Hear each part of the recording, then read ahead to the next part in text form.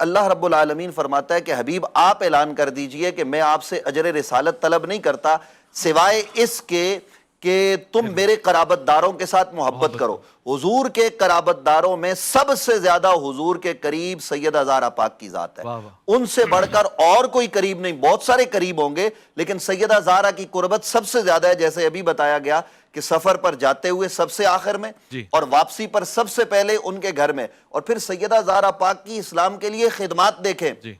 ہم صرف فضائل کی بات نہیں کر رہے، آپ سیدہ زہرا پاک کی شخصیت کو جب دیکھتے ہیں تو مکہ مکرمہ میں نبی اکرم صلی اللہ علیہ وآلہ وسلم کے جسم اقدس و اطہر پر جب لا کر اونٹ کی غلاظت ڈال دی جاتی ہے اور نبی علیہ السلام کو معاذ اللہ زد و کوب کیا جا رہا ہے، اس وقت مدد کرنے والا کوئی آپ کو نظر نہیں آئے گا، چند صحابہ کرام ہیں وہ اپنے کام پر ہوں گے، لیکن جناب سیدہ طیبہ طاہرہ عابدہ زاہدہ وہ وہاں پہنچتی ہیں اور اپنے ننھے ہاتھوں سے وہ نبی علیہ السلام کے جسم اقدس و اطہر سے وہ اونٹ کی غلاظت دور کرتی ہیں، گویا وہ اس موقع پر کہ جب سیدہ زہرا پاک وہاں پر موجود ہیں اور وہ نبی علیہ السلام کو آسانی پہنچا رہی ہیں اور وہ اسلام کی مدد کر رہی ہیں، نبی اکرم صلی اللہ علیہ وآلہ وسلم نے ان کے ساتھ امت کو جوڑا ہے اور ان کی محبت کو اپنی محبت حضور نے قرار دیا ہے، ان کے بغض کو اپنا بغض قرار دیا ہے۔ آج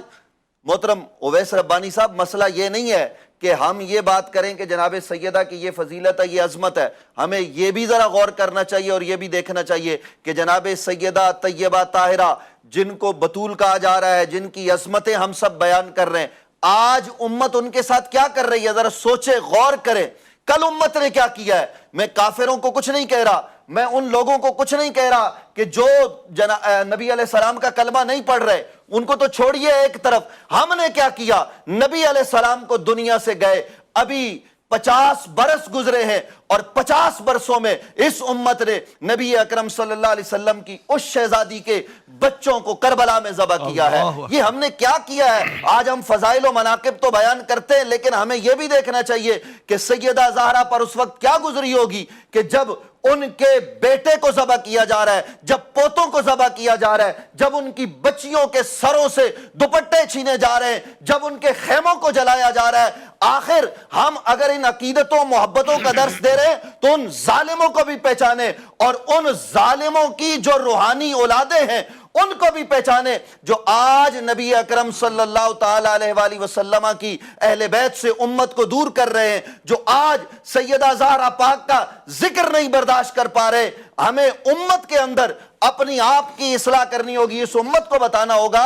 کہ آپ کی کامیابی دنیا میں بھی اور آخرت میں بھی سیدہ زہرا سے وابستہ ہو کر ہے۔ اور اویس ربانی صاحب مجھے یہ جملہ کہنے دیجئے کہ کل قیامت کے دن آج اگر آپ چاہتے ہیں کہ آپ کی بچی وہ جنت میں جائے، آپ یہ چاہتے ہیں کہ آپ کے بچے جنت میں جائیں، آپ جائیں، تو وہاں منہ کس کے ساتھ لگے گا؟ آپ کا وہاں واسطہ کس سے پڑے گا؟ جنت میں تو سردار عورتوں کی سیدہ زہرا پاک ہے، آپ تمنا جنت کے لیے اور بغض جناب سیدہ کے بچوں سے ہے، آپ کو تمنا جنت کی ہے اور حسنین کریمین کا بغض آپ پھیلا رہے ہیں، یہ کیا ہے؟ اس حوالے سے بھی ہمیں آج پیغام دینے کی ضرورت ہے اور زوردار پیغام جانا چاہیے پورے پاکستان کو، پوری ملت اسلامیہ کو کہ ہماری عقیدتوں کا مرکز بھی یہ ذوات ہے، ہماری محبتوں کا مرکز بھی ہے اور ہم ان سے بغض رکھنے والوں سے بیزار ہیں۔